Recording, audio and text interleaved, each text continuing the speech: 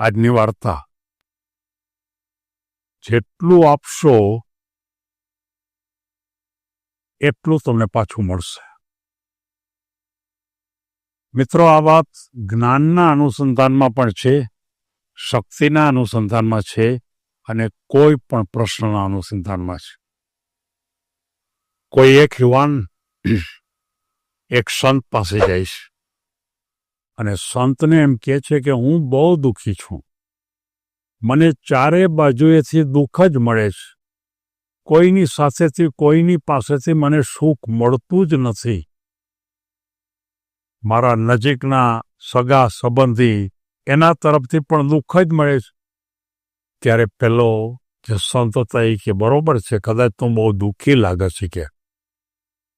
ત્યારે એમ કહે છે કે મારે તને આ વાતને સમજાવવા માટે તું આવતીકાલે આવજે. આવતીકાલે કહેવા પાછળનો ખ્યાલ એ છે કે એના મનમાં દુઃખોની ભૂમિકા છે એ કેન્દ્રિત કરવી. એટલે તરત જ બીજે દિવસે આવે છે અને આવે છે પછી એમ કહે છે કે તારા બધા જ દુઃખો માત્ર અહીંયા બેઠા બેઠા ધ્યાનમાં બેસી જા અને યાદ કર કે તારા દુઃખો ક્યાં ક્યાં છે અને કોના કોના તરફથી મળ્યા છે. પેલા ભાઈ કે બરોબર, મેં યાદ કરી લીધા. પછી એમ કહે છે કે જો હું તમને એક વાર્તા કહું. એક ગામની અંદર એક હોલ હતો અને એ હોલમાં ચારે બાજુએ એકદમ સારા ઉત્તમ ક્વોલિટીના અરીસાઓ લટકાવેલા હતા. કેટલીક જગ્યાએ આપણે જઈએ છીએ તો આખો રૂમ છે એમાં અરીસા હોય એવું બતાવે છે આપણને, એવા મ્યુઝિયમમાં પણ આપણને બતાવે છે. એક વખત એક છોકરી નાની એવી એ રૂમમાં જાય છે અને રૂમમાં જોઈ અને એ હસે છે. ક્યાં તો આસપાસમાં બધા જ અરીસા હતા એટલે છોકરીને સામે અનેક છોકરીઓ હસવા માંડે છે. એ નાચવા માંડે છે તો અનેક છોકરીઓ નાચવા માંડે છે. એ પોતે આ એક દોડીને આમ આનંદથી બહુ મોટા મોટા અવાજથી ખુશી થાય છે તો આસપાસની છોકરી પણ ખુશી થાય છે.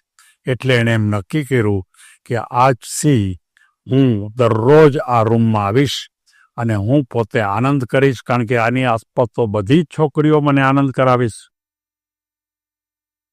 પછી એક વખત એક માણસ, બહુ દુઃખી માણસ ત્યાં જાય છે અને એ દુઃખી માણસ અંદર જો એને ખબર નહોતી અને એ ત્યાં જાય છે અને એ જાય એટલે એકદમ સોગ્યું મોઢું હતું એનું. એટલે ચારે બાજુએ બધા એના સોગ્યો મોઢું દેખાય સામે. એટલે એને એમ થયું કે આટલા બધા માણસો સોગ્યા છે, મારા જેવા જ છે બધા. પાછું થોડીક વાર થઈ તો એમ થયું કે આવા નકામા માણસોને યારે મારે હું કામ ઓલું કરવું છે. એટલે એકદમ ખીજાણો તો એ બધાય મીંડા ખીજાવા અંદરથી. એણે હાથ ઊંચો કર્યો મારવા માટે તો બધાએ હાથ ઊંચો કર્યો મારવા માટે. એણે એમ કીધું હું પગ પછાડ્યો તો સામે પણ બધાએ પગ પછાડ્યો.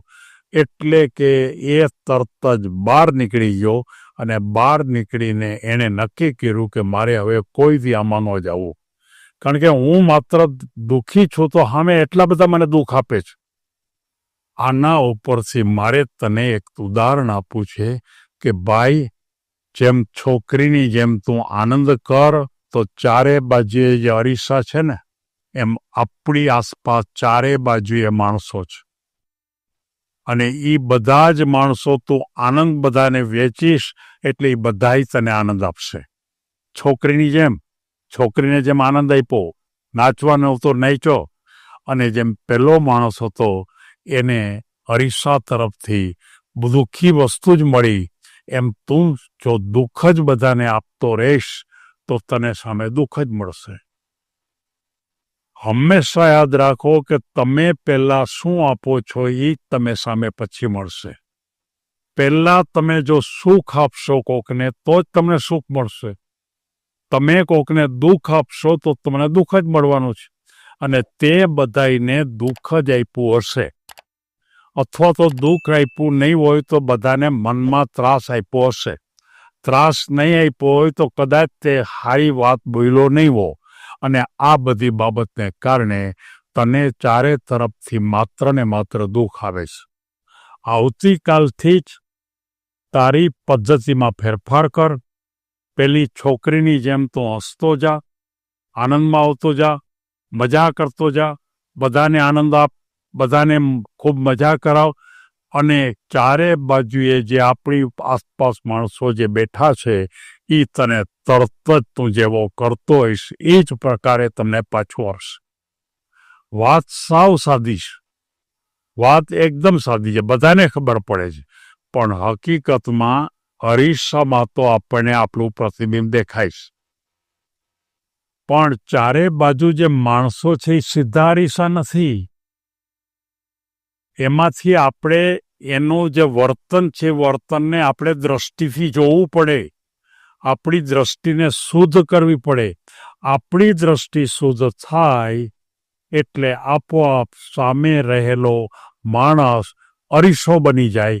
અરીસો બની જાય એટલે એવી જ શુદ્ધ દ્રષ્ટિ આપણા તરફ ફેંકે.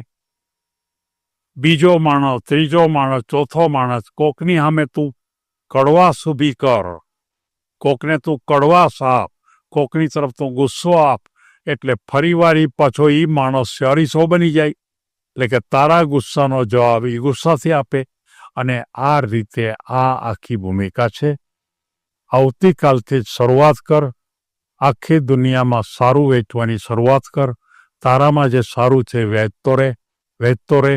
અને તું માત્ર થોડાક જ દિવસમાં એ બધી જ વસ્તુ પાછી મેળવીશ અને એ રીતે કામ થશે. મિત્રો, આપણે પણ જો આ પ્રકારના કોઈ દુઃખથી ઘેરાયેલા હોઈએ તો તમને કદાચ ખબર નહીં હોય પણ તમે કોઈકને દુઃખ આપ્યું જશે. કોકના તરફથી તમને દુઃખ મળ્યું. આ વાત હું કુટુંબના તમામ સભ્યોને કહું છું. કેટલીક બહેનો મારી પાસે આવે છે, ઘરમાં અમારા પતિ છે એમને સરખી રીતે સાચવતા નથી. મેં કીધું તમે એને સરખી રીતે સાચવવાની શરૂઆત કરો. તમે એકવાર શરૂ તો કરો, અને જેવી શરૂઆત કરશો એટલે એ આપોઆપ સાચું મળશે. તમને પ્રેમ કરતા નહીં, તમને પ્રેમ કરતા નથી એમ ઘણા એમ કે, મંડો તમે પ્રેમ કરવા, ખૂબ પ્રેમ કરો. શરૂઆતમાં થાકી જાય પણ પછી પ્રેમ કરવા મળશે. કોઈ આપણા માટે મદદ કરતું નથી, મદદ કરવા માંડો. કોઈને મદદ તમે પહેલાં શરૂઆતમાં તાત્કાલિક અપેક્ષા ન રાખો, પણ શરૂ કરી દો. અને જેવો શરૂ કરશો એટલે તમારે જે જોતું હશે એ સામેથી મળતું આવશે. ખાતરીપૂર્વક કહું છું, તમે ટ્રાય કરો. આ દુનિયામાં બધા જ માણસો છે, બધા જ માણસો, એનું મન એ એક પ્રકારનો અરીસો છે. એ અરીસાનું કામ એટલું જ છે કે જેવું આવે એવું મોકલવું. સારું આવે તો સારું મોકલવું, ખરાબ આવે તો ખરાબ મોકલવું. કોઈ એમાં બાકાત રહી શકતું નથી. એટલે કે નાની વાત પણ ખૂબ ગંભીરતાથી જો સમજીએ તો જીવનમાં આપણે સુખી થઈ જઈએ. કદાચ પતિ પત્નીને ઝઘડા થતા હોય તો એ પણ શાંત થઈ જાય. પિતા અને પુત્ર વચ્ચેના કાંઈ મતભેદ થતા હોય તો એ પણ બરોબર ગોઠવી જાય. બે ભાઈઓ વચ્ચે પણ પ્રશ્ન કોઈ ઊભો ન થાય. બે ભાગીદાર હોય તો એને પણ પ્રશ્ન ઊભો ન થાય. અને તમને તમારી આસપાસ સુખનું વાતાવરણ થઈ જાય. સૌને ધન્યવાદ.